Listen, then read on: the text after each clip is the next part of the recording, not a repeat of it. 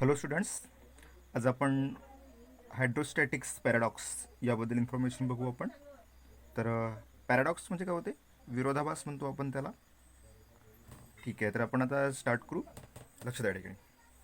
तुम्हाला या ठिकाणी दोन फिगर्स काढून दिलेले आहेत, फिगर ए आणि फिगर बी. तर हायड्रोस्टॅटिक्स म्हणजे हायड्रो म्हणजे वॉटर, लिक्विड, फ्लुइड, आणि स्टॅटिक्स म्हणजे स्टेडी स्टेटमध्ये असणारे लिक्विड. आता या ए, बी, सी आणि डी या व्हेसल्स दिले आहे तुम्हाला, आणि या व्हेसल्समध्ये ही लिक्विड्स फिलअप केलेलं आहे स्टेडी स्टेटमध्ये, म्हणून त्याला हायड्रोस्टॅटिक पॅराडॉक्स म्हटलं आहे. ठिकाणी पॅराडॉक्स म्हणजे काय होते? विरोधाभास. सो आपण त्याबद्दल इन्फॉर्मेशन बघू आपण काय दिलेली आहे. लक्ष द्या. Consider the interconnected vessel as shown in figure A. ही जी व्हेसल दिली आहे ती इंटरकनेक्टेड आहे, म्हणजे एकमेकांशी आतल्यात जोडलेली आहे. म्हणजे समजा ए, बी, सी आणि डी शेप वेगवेगळे आहेत आणि आतून ते काय केले आहेत? इंटरकनेक्टेड दिलेले आहेत. आणि हाईट मात्र प्रत्येकाची कशी दिली आहे? तुम्हाला इक्वल दिली आहे. तर या हाईटमुळं किंवा या शेपमुळं या बॉटमला असणारं जे प्रेशर आहे या liquid due to the pressure किती असते हे आपण या ठिकाणी एक्सप्लेन करणार आहोत. ठीक आहे. So let when a liquid is poured in any one of the vessels, it is noticed that the level of liquids in all the vessel in same.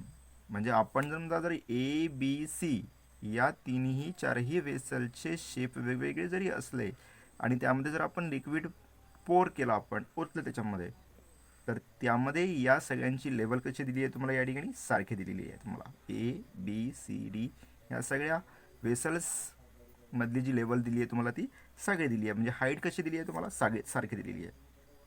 So this observation is somewhat puzzling. Puzzling म्हणजे आपल्याला या ठिकाणी काहीतरी तुम्हाला पझलिंग काय करते? Develop करते. ती पझलिंग कसं असेल ते बघून घेऊ आपण. It was called hydrostatic paradox. Before the principle of hydrostatic paradox we were completely understood. आता या ठिकाणी हा हायड्रोस्टॅटिक पॅराडॉक्स काय असते या ठिकाणी आपण आता एक्सप्लेन करून घेऊ आपण. ठीक आहे. सो लक्षात या ठिकाणी.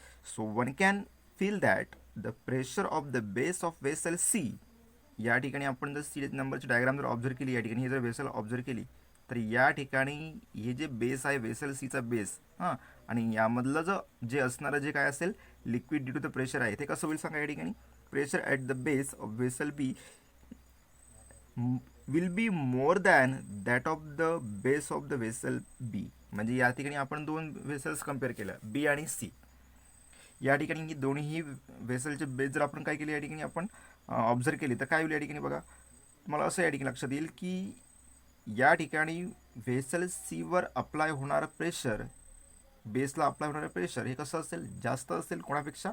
वेसल बीवर अप्लाय होणाऱ्या प्रेशरपेक्षा. या ठिकाणी दिलं आहे तुम्हाला. ठीक आहे. And the liquid from vessel C would rise into the vessel B.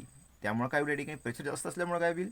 या सी नंबरच्या लिक्विडच्या बॉटममधून या ठिकाणी बी नंबरमध्ये काय होईल? Due to the excess pressure लिक्विडचं काय होईल या ठिकाणी? इथे राईज होईल. या ठिकाणी बी नंबरच्या वेसलमध्ये काय होईल? राईज होईल. However it is never observe. पण आपल्याला दिसते का ते जे राईज झालेलं प्रेशर आहे किंवा जे लिक्विड झालेलं राईज झालेलं लिक्विड आहे याच्यामध्ये, नाही का, ते आपल्याला दिसत नाही.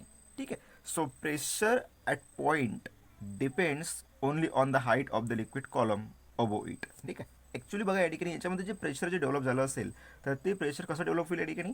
या लिक्विड कॉलमच्या वर जेवढं प्रेशर या ठिकाणी डेव्हलप होईल त्याच्यावर काय असेल ते, म्हणजे कुठल्याही पॉईंटचं प्रेशर तुम्हाला या ठिकाणी काय करायचं आहे?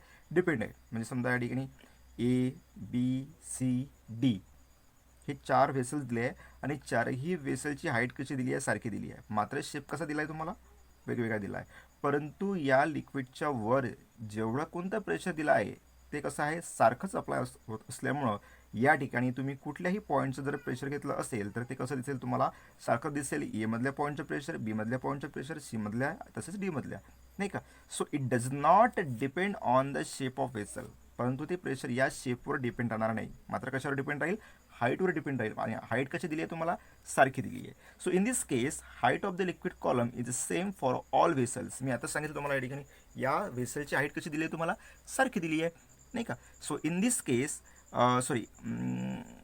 The height of the liquid column is all the vessel is the same and the system is in the equilibrium. आणि सिस्टीम पण कशी दिली आहे तुम्हाला? इक्विलिब्रियम स्टेडी स्टेटमध्ये आहे. So that means the liquid in vessel C does not rise into the vessel B. या ठिकाणी सी नंबरमधल्या व्हेसल्स आहे ना, तर ही एका निश्चित लेवलपर्यंत काय होईल या ठिकाणी राईज होईल आणि एका निश्चित लेवलला ती काय होईल थांबून जाईल. ठीक आहे. सो आता या ठिकाणी हे झालं तुमचं एक्सप्लेनेशन. आता जर आपण फिगर बीचं काय केलं या ठिकाणी आपण ऑब्झर्वेशन घेतलं तर बघा या ठिकाणी काय होईल. सो ही जी फिगर दिली आहे तुम्हाला यामध्ये ABA म्हणजे या ठिकाणी ए हा जो एरिया दिला आहे या ठिकाणी, तर हा एरिया कसा दिला आहे सारखा दिला आहे आणि मधातला एरिया कसा दिला आहे तुम्हाला वेगळा दिला आहे. सो बघा या ठिकाणी सो ॲरो इंडिकेट्स, हे जे ॲरो दिली आहे तुम्हाला हे बघा, याचं ॲरोचं म्हणणं काय, the forces exerted against the liquid by the walls of the vessels.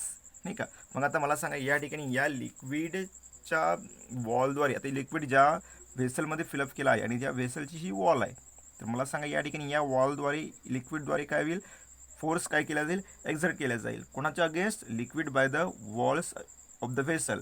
This forces are perpendicular to the walls of the vessel at each point. तुम्ही आता या ठिकाणी ऑब्झर्व करू शकता हे जे फोर्सेस दिले आहे तुम्हाला या ठिकाणी, हे फोर्सेस या वॉलला कसे या ठिकाणी एक्झॅक्टली परपेंडिक्युलर दिलं आहे तुम्हाला.